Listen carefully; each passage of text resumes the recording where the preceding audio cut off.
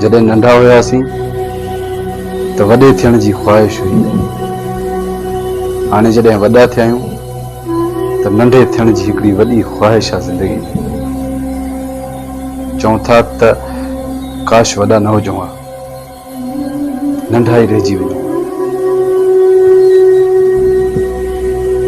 जॾहिं ₹1 जो लॻड़ उॾंदे ॾिसंदा हुआसीं त ॻोठाणा छोकिरा सभु 2-2 किलोमीटर उन हिकिड़े लॻड़ जे पोयां भॼी लॻड़ हासिल करण जी कोशिशि कंदा हुआसीं। उहो सिर्फ़ु हिकु लॻड़ न, हिकिड़ो वॾो मुक़ाबिलो हूंदो हो, चैलेंज हूंदो हो त इन लॻड़ खे हासिल मां कयां। कूड़ो नोट दुकानदार वटि हलाए ईंदा हुआसीं त वॾी ख़ुशी थींदी हुई ऐं पाण खे हिकिड़ो वॾो होशियारु सम्झंदा हुआसीं त अॼु मां फलाणे चाचे जी दुकान ते रुपयो नकुली ॾेई शइ वठी आहे। नंढे हूंदे जॾहिं बि जहिड़ा थींदा हुआ त लठ कुहाड़ी बंदूक लखण बि सिर्फ़ु उन ॿार खे एतिरो चयो वेंदो हो त मां वञा थो तुंहिंजे पीउ खे दाह ॾियां। उते ई ॿारनि जो जहिड़ो ख़तमु। जॾहिं को ॻोठ में पली चाढ़ींदो हुयो त सॼे ॻोठ में ख़ुशबू हूंदी हुई। बासमती चांवर हूंदा हुया, हिक ॿिए सां मुहबत जो अहिड़ो इज़हार हूंदो हुयो त उहा भाॼी थोरी थोरी करे बि सभिनी खे माण्हू पुॼाईंदो। जॾहिं लस्सी वठण वेंदा हुआसीं त उहा कुराड़ी अमड़ लस्सी सां गॾु असांखे मखण जो चाणो बि नंढड़ो विझी ॾींदी, हो त मानी मखे सणभो करे खाओ। पाउ खीर वठंदा हुआसीं त अधु किलो थी वेंदो हो। अगरि को ॻोठ में महिमान ईंदो हुयो पंहिंजी फैमिली सां त फौरन उन घर वारे खे चवंदा हुआसीं त महिमाननि खे ईअं न छॾिजो, महिमाननि खे असां वटि ज़रूरु वठी अचो। महिमाननि खे वठी अचण सां नयूं नयूं सुठियूं रिलियूं विछाईंदा हुआसीं, नओं साबुण कढी फौरन वाशरूम में रखंदा हुआसीं, नओं टुवाल उन लाइ निकिरंदो हुयो। सॼी राति कचहरी हूंदी हुई, एॾी लालच न हूंदी हुई।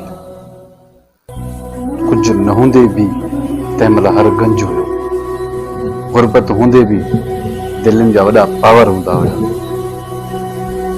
ऐं उहे महिमान जॾहिं मोकिलाए वञण लॻंदा हुआ त सॼे ॻोठ जूं अखियूं आलियूं हुयूं। ऐं महिमान वञण वक़्तु कंहिं ॿार खे सॾु करे ₹1 जो नोट ॾींदो हुयो त सॼो ॻोठ हुन ते परेशान, न ॾे महिमान खे, चवंदा हुआ न ॾे ॿार खे न ॾे। ऐं हू ज़ोरीअ उन ॿार खे सॾु करे मथे ते हथु घुमाए ख़र्ची हुनखे ॾींदो। अॼु त अहिड़ो ज़मानो थी वियो आहे, महिमान अचनि था सभु कुझु खाइनि था, अॼु बि उन्हनि जी ख़िदमत थिए थी, पर जेको दिलि जो सुकून आहे उहो कोन्हे। ॻोठाणे माहौल में जॾहिं कुझु बि न हूंदो, महिमान खे लस्सीअ जो गिलास पाणी विझी लूणु विझी झारो करे महिमान खे चांवरनि जी मानी मखण सां मखियल ॾींदा हुआसीं, महिमान ख़ुशि थी वेंदो। चांहि जो त को रवाज न हूंदो हुयो, खीर मखण वारे घर में चांहि जी कहिड़ी अहमियत हूंदी। तॾहिं था चऊं त काश नंढपिण नंढा ई हुजूं हा। जिन्हनि सां असां क्लास में छेड़ो कंदा हुआसीं, अॼु उन्हनि खे इंटरनेट ते ॻोल्हियूं था त किथे आहिनि, उन्हनि जो नालो इंटरनेट ते रखी सर्च था कयूं त उहे किथे आहिनि। नंढपिण जो हिकिड़ो अहिड़ो तरीक़ो, सुम्हंदा हुआसीं त ख़बर न पवंदी त घर में छा आहे छा न आहे। को महिमान आयो, कंहिं दरवाज़ो खड़कायो त दर खोलणो आहे, सुकून सां सुता पिया हूंदा। ऐं अॼु त यकीन कयो त निंड बि नथी अचे। इहे मोहबतूं काश मोटी अचनि।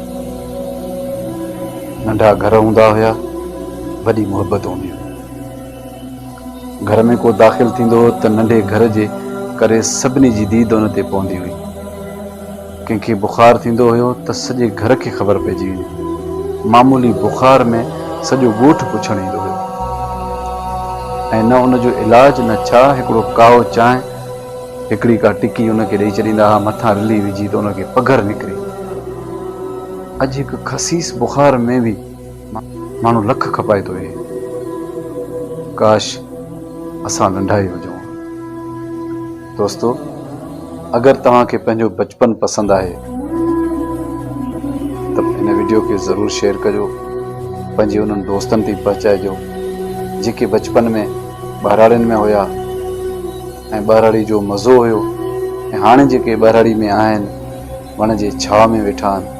गर्मी वधी वेंदी आहे त वण जे हेठां बाटली पाणी जो हारे